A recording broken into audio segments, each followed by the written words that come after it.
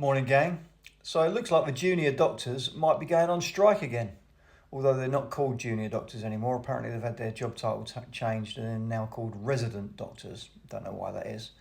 So, yeah, they have been offered a pay rise this year of 4% plus a one off payment of 750 quid. And what that means is that equates to an average pay rise across the board of about 5.4%. Bear in mind that when the Labour Party got into government, they resolved the last doctors' dispute pretty much immediately and they gave them 22%. So they had a 22% pay rise a year ago. They've been offered a 5.4% pay rise this year, but apparently it's not good enough. The BMA, British Medical Association, who represents these people, has described it as woefully inadequate, and it's balloting its members about whether they should go on strike again over the course of the rest of this year and all come out yet again. 22% last year, 5.4% this year. So 27% pay rise in 2 years, but it's woefully inadequate. Their argument for this is that that the pay levels are still, in real terms, way behind where they were 10, 15 years ago. And they therefore are arguing for a 29% pay rise, a further 29% pay rise. Now, bear in mind that inflation at the moment is about 3.5%, 3.7%. So 5.4% is 35%, 40% above inflation. They got 22% last year. Now, there may well be some merit in their argument that their real terms pay levels are still behind where they should be. But there has to be an element of reality and realism, surely.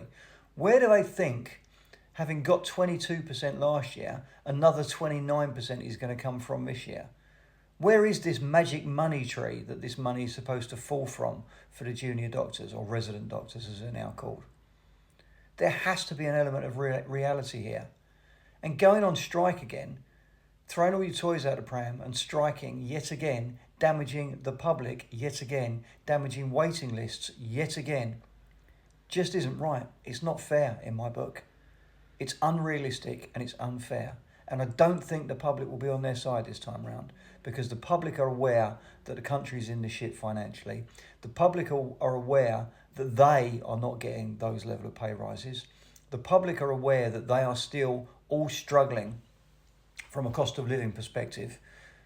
And they know that these junior doctors / resident doctors got a whacking great pay rise last year. And getting 4% pay rise this year plus a one-off payment of 750 quid. Most people would be delighted with that, but it's not good enough. So where do you stand on this? What happens if the BMA does ballot its members and they vote to go on strike again? And we start getting picket lines outside hospitals again. We start getting waiting lists creeping back up again. What will the government do? Will they cave in again? Will they start to renegotiate again? What will the public think? What are you going to say? Let me know your thoughts. Do you agree with it? Do you disagree with it? As I say, in the idea of them needing to get their pay back to where it should be, I sort of understand. But everyone's in the same boat. What makes you a special case? I don't think it does. Sometimes you just got to be happy with what you've got, and happy with the fact that you are getting a decent pay increase and that you've got a really decent pension and work conditions. I don't mean work conditions in terms of working in the hospitals because you work bloody hard, but I mean in terms of your overall package. It's a good package. It's better than the majority of people in the private sector get. And you can't just keep demanding more and more and more, particularly when it just ain't there to give you. Let me know your thoughts, people. Let me know what you think of another junior doctor / resident doctor strike if it happens. Would you support it or would you be against it?